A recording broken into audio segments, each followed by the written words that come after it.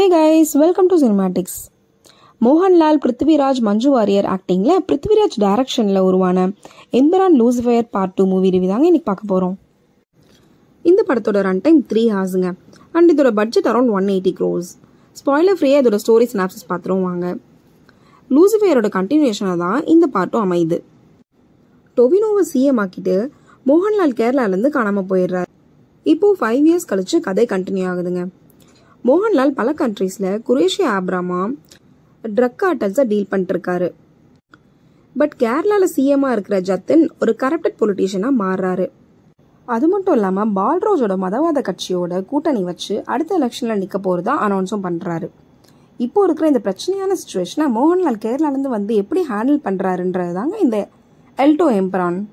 Lucifer ரேஞ்சுக்கு இல்லைனாலும் எம்பிரானையும் சுவாரஸ்யமாக காட்டவே முயற்சி பண்ணியிருக்காருங்க பிருத்திவிராஜ். மாஸ் எலமெண்ட்ஸ் அண்ட் ஸ்லோமாலாம் யூஸ் பண்ணி செம்ம கிராண்ட் அண்ட் கமர்ஷியல் படமாக தான் எடுத்து வச்சிருக்காரு. ஒரு மீடியம் பட்ஜெட்டில் விஷுவலாக ரொம்ப மேசிவாகவே படத்தை எடுத்து கொடுத்துருக்காரு பிருத்விராஜ். ஹெலிகாப்டர் மிசைல்னு ஹாலிவுட் படம் மாதிரி எல்லாம் பறந்துகிட்டே இருக்குங்க. அடுத்து இந்த படத்தோட பிரச்சனையே இதோட டியூரேஷன் தான். எல்லா சீன்ஸுமே மாசாக காட்டுறேன்னு அதுக்குன்னு ஒரு பிளாட்ஃபார்ம் செட் பண்ணி ஸ்லோமோவில் இவங்க காமிக்கிறதுக்குள்ளே நமக்கு தூக்கமாக வருதுங்க. சீன்ஸாக நல்லா இருந்தாலும் ரிப்பீட்டேட்டிவாக ஒரே ஃபார்முலாவில் பார்க்குறதுக்கு கொஞ்சம் போரிங்காக தான் இருக்குது. மோகன்லால் ஆக்டிங் பற்றி கேட்கவே தேவையில்லைங்க. ஆக்ஷன் சீன்ஸ்லாம் சும்மா பிரித்து எடுத்துட்டாரு. பிஜிஎம்ல மனுஷன் நடக்கிறது பார்க்குறதுன்னு எல்லாமே செம ஸ்டைலாக இருக்குங்க. அவரோட ப்ரெசன்ஸ் கம்மியாக இருக்கிறது தான் ஒரே டிசப்பாயின்மெண்ட். பார்ட் 1 மாதிரி பிருத்திவிராஜ் இங்கே சும்மா வராமல் அவருக்குன்னு ஒரு எமோஷன் கொடுத்து அவரையே இன்னும் கொஞ்சம் பெட்டராக யூஸ் பண்ணிக்கிட்டாருங்க இந்த பார்ட்டில். அப்புறம் மஞ்சு வாரியருக்கு ஒரு மாசான சீன் வச்சுருப்பாங்க. அவங்க ஆக்டிங் பர்ஃபார்மன்ஸ்னால அந்த சீன்ஸ் எல்லாம் வேற லெவலில் வந்திருக்கு. மற்ற எல்லா ஆக்டர்ஸுமே அந்த கேரக்டருக்கு தேவையான ஆக்டிங்கை நீட்டாகவே பண்ணியிருந்தாங்க. விஷுவல்ஸ் எல்லாம் அவ்வளோ ஸ்டன்னிங்காக கிராண்டியராக வந்திருக்குன்னா அது சுஜித் வாசுதேவோட சினிமாட்டோகிராஃபி ஒர்க்னால தாங்க. டிஃப்ரெண்ட் கேமராஸ் யூஸ் பண்ணி எந்த ஷாட்டை எப்படி கொடுத்தா மேசிவ் ஃபீல் கொடுக்குமோ அந்த ஷாட்லாம் அப்படி கன்சியூம் பண்ணியிருக்காரு.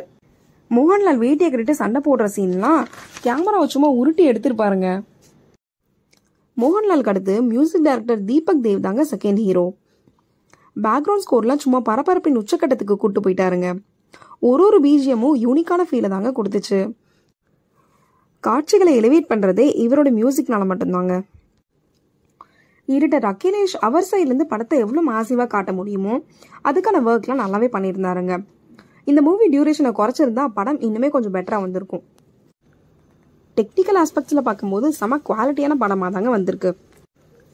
இந்த மூவியோட பாசிட்டிவ்ஸ்னு பார்த்தீங்கன்னா ஆக்டர்ஸ் பர்ஃபார்மன்ஸ், பிஜிஎம், ஸ்டன்னிங்கான விஷுவல்ஸ், மாசிவ் சீன்ஸ், மோகன்லாலோட ப்ரெசன்ஸ் அண்ட் ஃபைட் சீன்ஸ் இதெல்லாம் தான்.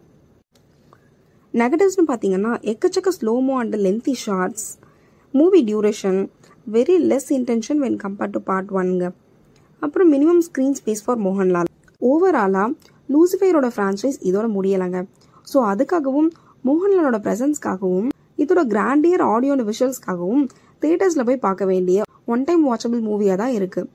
So if you are interested, go and enjoy the eminent L2 Eம்பிரான்.